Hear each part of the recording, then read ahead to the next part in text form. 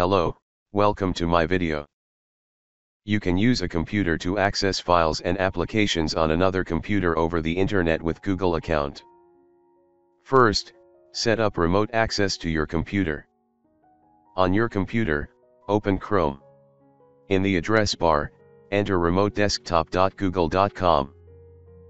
Under Setup Remote Access, click Download.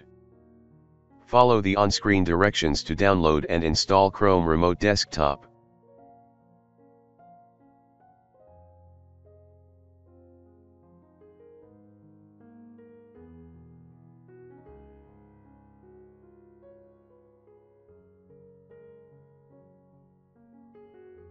You may have to enter your computer password to give Chrome Remote Desktop access.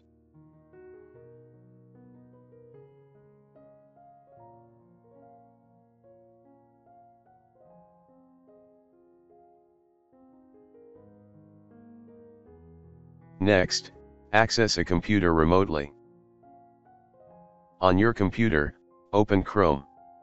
In the address bar, enter remotedesktop.google.com. Click Access to select which computer you want. Enter the PIN required to access another computer. Then select the arrow to connect. Thanks for watching. Don't forget to like and subscribe.